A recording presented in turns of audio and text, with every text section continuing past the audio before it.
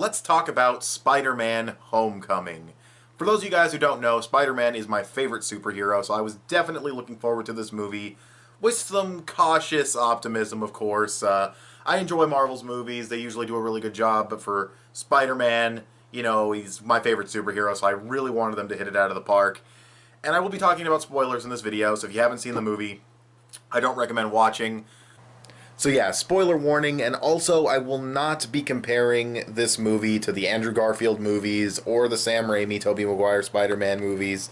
Couple little things might slip in, you know, if I can't help it, but I'm gonna try my hardest not to compare them, because if you compare this movie to the Andrew Garfield movies, it completely falls apart. I mean, the love interest, the emotional depth, the origin, and Peter Parker himself, and it's no contest. I definitely prefer The Amazing Spider-Man, but for this review, I'm going to judge this movie for what it is.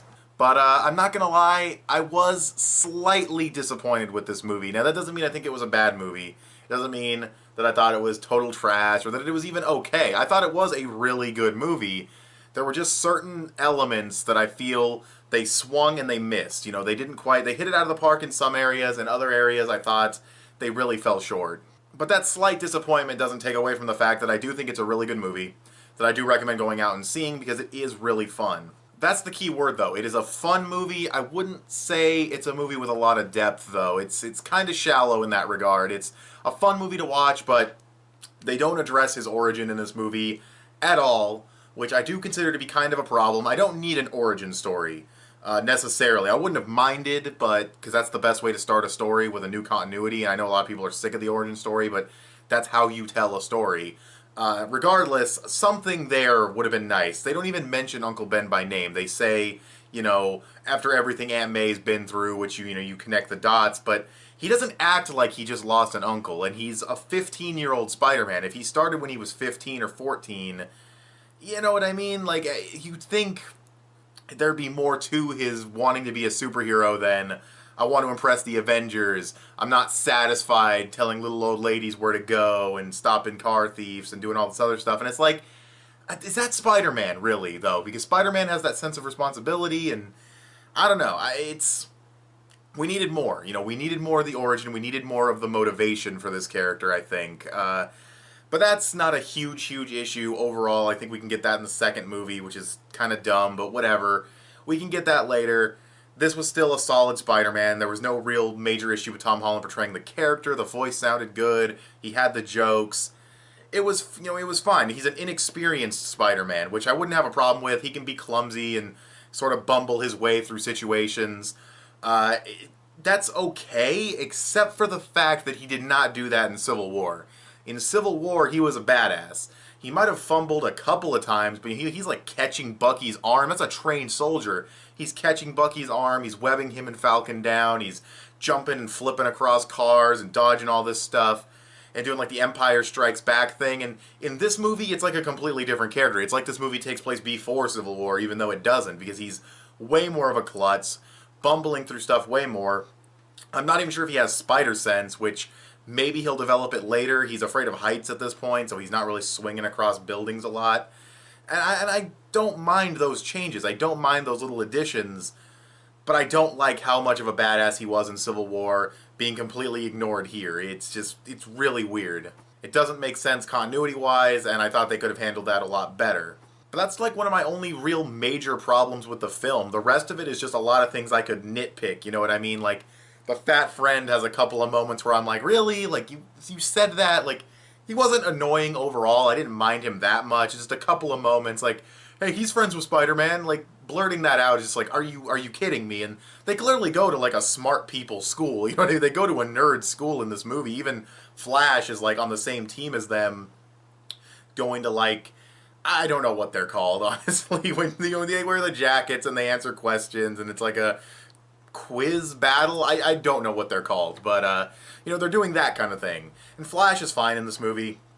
I actually don't mind him also being a nerd or whatever. It's different, but considering the kind of school they're going to, and if you consider the school they're going to, it actually kind of makes sense that Peter would be able to make the web fluid, and you actually see him kind of working on it at one point. And he has the resources at a fancier, school for nerds like that. I keep saying nerd school for nerds like an asshole, but you guys know what I mean.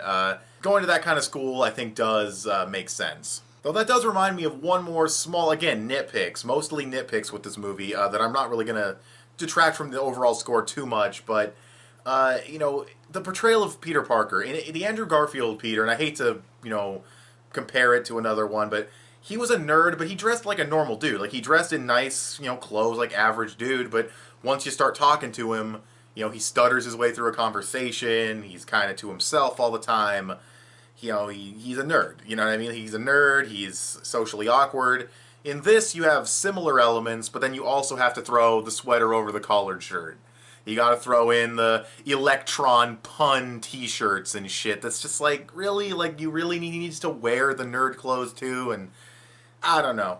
That's, again, seriously nitpicking. Nowhere near as bad as the Tobey Maguire clothing, but I didn't think those things were necessary to help him be a nerd. But then again, the fucking people who hate the Amazing Spider-Man were like, he's such a cool guy. How the fuck is he fucking not super popular? So maybe you do have to very shallowly spell it out for them on the t-shirt. But I don't know. That stuff I thought was a little weird. But, maybe Peter Parker would wear those. I don't know. I haven't read a Spider-Man comic in a very long time, so that is what it is. Again, a nitpick. Another nitpick is the Aunt May hot jokes. Like, Aunt May is hot in these movies. It's not that crazy of a concept. We don't need, like, 4 scenes or, like, 4 little moments dedicated to it. Like, yeah, Aunt May's hot. It's, again, really not that big of a concept. Really not that big of a deal. Again, really, really nitpicking. Really being an asshole with the movie, honestly. Just little things I noticed. But I've been really negative on the movie so far, so let's talk about the positives. The suit looks great, both of them. I love the homemade suit, and I love the suit that Tony gives him.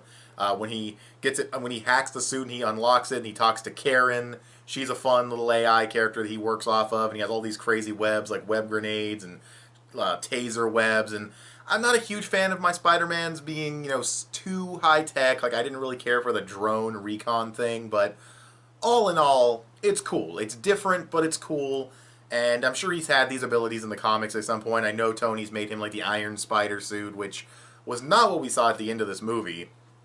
That suit was crazy looking, but, maybe it was, like, a variation on the Iron Spider, I don't know, but, I always thought the Iron Spider was, like, golden red, like Iron Man, but yeah, anyways, the suit's cool. He looks cool doing stuff. The action's really fun, doing the webbing and everything and swinging, what little swinging there is in the movie and things like that. Really fun action scenes. Michael Keaton is the villain, probably one of the MCU's best villains. I know that's not a very high bar to reach, but Michael Keaton's a ton of fun in this movie with understandable motivation. He looks cool. He looks intimidating as the Vulture. You feel the weight of him when he's flying around and everything. He's definitely a cool addition to the movie, and Michael Keaton really did a good job. I'm glad they really utilized him well. And when you find out that he's Liz's father, that was just the whole theater, that was just a holy shit moment. Like, because he opens the door and you're thinking, at first you're kind of thinking, oh shit, did he find out who Peter is? Did he capture her or whatever? But no, that's just her dad, and it's just like, it's a great scene. It's super tense, and that tension carries over to the car scene. Then they have that conversation after Liz goes inside, and that leads into the climax, and that was a great moment. Because that whole stretch was really, really good, and Michael Keaton was awesome. We also have Shocker in this movie, and I'm not going to lie, I don't know a ton about Shocker. The last time I saw Shocker was in The Spectacular Spider-Man, and I love that show, but I don't know if that was an accurate representation of the character. In this, it's 2 guys. You have the first guy, and, he has the jacket with the sleeves that are, I think they're supposed to, because the second guy wore the same jacket, so I assume it has to do with absorbing the shock, no pun intended, of the punches, because there was no reason to put it, because he wasn't actually, like, he say, oh, you're the Shocker, but he doesn't actually wear a mask or anything like that. He's the Shocker, but it's kind of early 2000s superhero movie-ish in that regard. Like, they offhandedly call him the Shocker, and then he doesn't wear the mask, but he is the Shocker. It's weird. It's that early 2000s shit that I thought we were already done with, but again, I'm nitpicking. He was cool. The gauntlet was powerful. He almost beat Peter at one point. Fat Friend had to help him, which I'll give Fat Friend props for that. And he also had funny jokes too. I don't want to shit all over the Fat Friend. He just had a couple of moments in the movie where I was like, no, probably a bad idea. No, probably don't do that. But yeah. So Shocker was cool for what he was. Vulture was really cool. Good motivation, good climax on the plane. That was fun.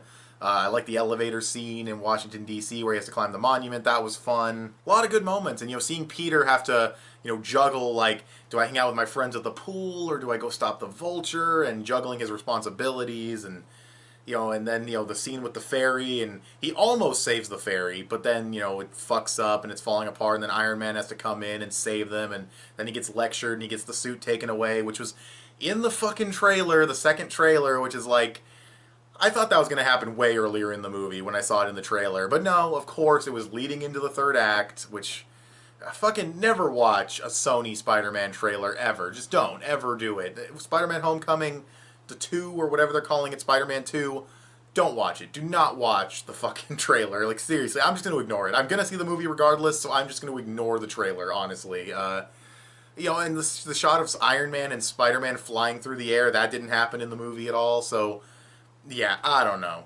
I love what Sony did with the Mark Webb, Spider-Man movies. Those were great. But the trailers for them, no. Massive fucking no. But I'm getting a little distracted and getting a little sidetracked. What else happened in this movie? Well, Aunt May finds out who he is at the very end of the movie. I mean, maybe he could play it off as, oh, it's just a costume, Aunt May, isn't it, really realistic? But, I don't know, she knows he sneaks out at night, so it's kind of hard to say if she'll know or not. And I don't know a lot of continuities where Aunt May knows who he is, so that'll be interesting. Definitely want to see where they go with this Peter. I want to see who they're going to get for J. Jonah Jameson and when he gets the job as the photographer and all that stuff. Also, kind of random, but I just remembered this movie's really funny. Like, there are a lot of really good jokes in this movie. Tony Stark, of course, is always pretty funny. Spider-Man himself, the fat friend. There's a lot of good jokes. And Aunt May, she's funny too, and she's adorable. She's kind of dorky, which you can kind of see where Peter would get it from, which is cool. Yeah, no, they do a really good job with this movie. That's why I think it is a really good movie. It just doesn't have a lot of depth to it, in my opinion. Unless you feel differently, tell me in the comment section below. I feel like they could have touched on the origin a little bit more, because even though we all know the origin of Spider-Man, it's kind of weird, because, like, well, what about MJ? MJ's completely different in this continuity, and I'm pretty sure Liz's father was not, the Vulture, and they make these other changes that it's like, is the origin the same? Like, did Uncle Ben die, and did he get the great power with great responsibility, like, hammered into him? Because he still seems irresponsible, and if that didn't teach it to him, what is going... We need the origin. We don't need the whole story. We don't need the next Spider-Man movie to be a prequel to this movie. I don't want to see him even clumsier. We just need... we need like not Ang Lee, excuse me. We need like the Incredible Hulk intro, you know what I mean? Where it went through everything you needed to know in the opening credits. That was one of the best parts of that movie, was going through everything you needed to know about the Hulk in the first opening credit sequence. That was fantastic. We need that for this. Or even Batman vs. Superman, which I do not praise very often. Batman vs. Superman got through Batman's backstory in the beginning of the movie, and it was really cool, you know what I mean? It was just basically the parents dying, which we've seen a million times, but they did it in a cool way, and, it establishes, you could have established Uncle Ben dying and all that stuff. You don't need the whole story, you just need the flashback. So I really hope we get that in the next Spider-Man movie, but I feel like I've said that too many times. It's a really good movie. Just to wrap things up, just to reiterate a little bit, really good movie. Fun action, good special effects, except for I was a little worried the first couple scenes of him in the suit jumping around. That was iffy. That was pretty iffy. But most of the movie, really solid special effects, good climax, fun villain, fun supporting villain, though not as impressive as he could have been. Could have used a little more Shocker. He was utilized well. So they did a good job with Shocker. Tony Stark was cool in the movie. He's not as intrusive as you might think based on the trailers. The love interest, kind of bland, but not really about the love interest, you know what I mean? He wants to be with her, but it's not like a driving force of the movie. So that's fine. Like I said, comedy's great. It's a really good movie. I do recommend going out and seeing it, but things like him being clumsy compared to Civil War, things like his motivation, and, a couple of the other things I mentioned do bring this movie down into a level of like, I was hoping it'd be better, a little tiny bit disappointed, but I still liked the movie. I'm going to give it a solid 8 out of 10. I do. Like, I know I was shitting on the movie a lot, but they were, like I said, mostly nitpicks, mostly things that aren't going to detract majorly from the final score. It's still a very good movie, 8 out of 10. But what did you guys think of Spider-Man Homecoming? You go ahead and tell me in the comments section below. Give this video a thumbs up and share it on social media. Both those would help me out a lot. Subscribe if you haven't already, or if you like what you've seen here. Click that little bell to get notifications when my videos go up. I want to thank you guys for watching, and I'll talk to you guys later. Bye.